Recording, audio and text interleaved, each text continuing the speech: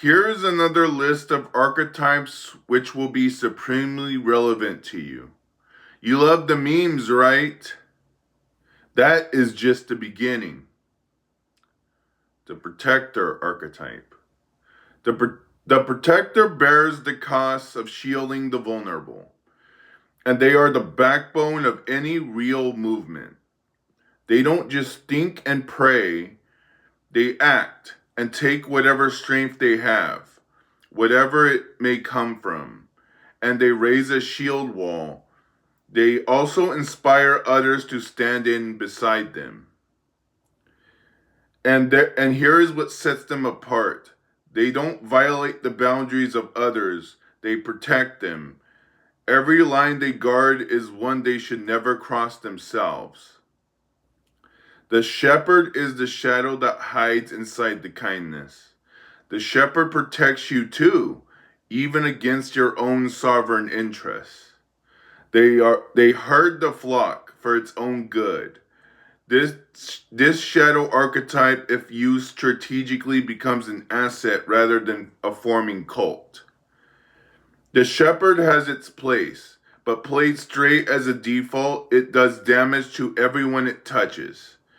It rescues people by stealing their agency, and it teaches the rescued that they cannot stand on their own.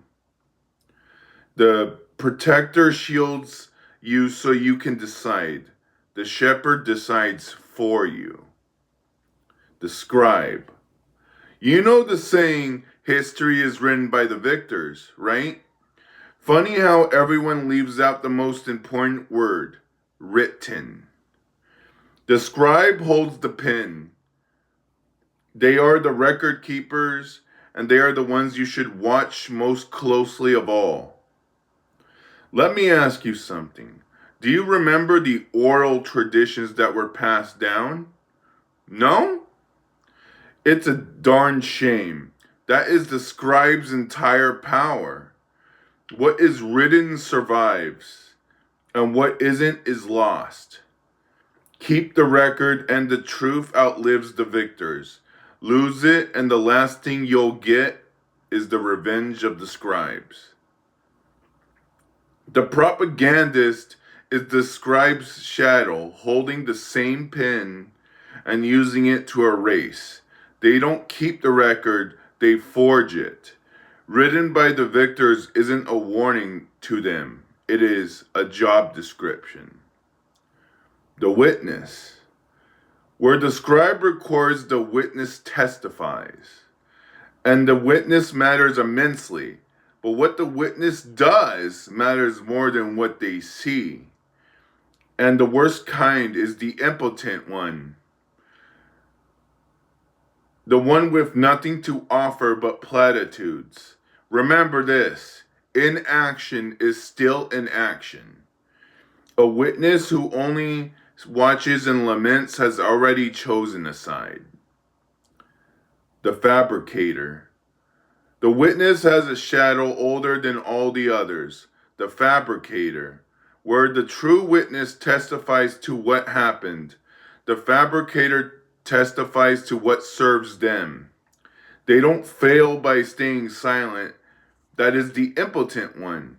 The fabricator fails by speaking and fabricating the account, accusing the innocent, swearing to a thing that never was.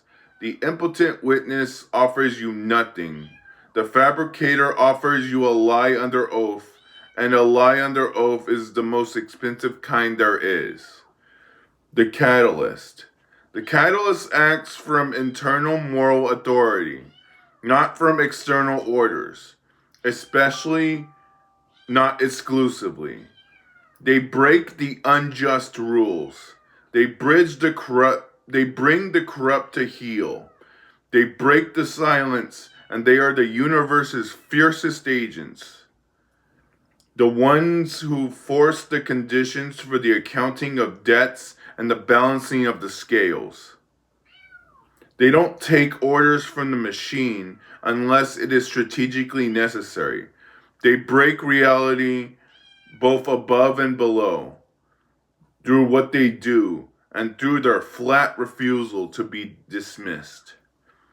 The emperor is the shadow you must never look away from, because it stands closest of them all. The catalyst and the tyrant are cut from the same cloth. Both act on their own authority, both break the rules, both refuse to be dismissed. Only one thing tells them apart: the willingness to be judged. The true catalyst forces the reckoning and then submits to it. A fair, transparent, informed trial. The emperor forces the reckoning and answers to no one. His balancing of the scales becomes I alone decide the weights. The moment a catalyst stops standing trial, stops being weighed, and decides his fire exempts him from the accounting he demands of everyone else, that is the moment he becomes the very thing he was built to break: the judge.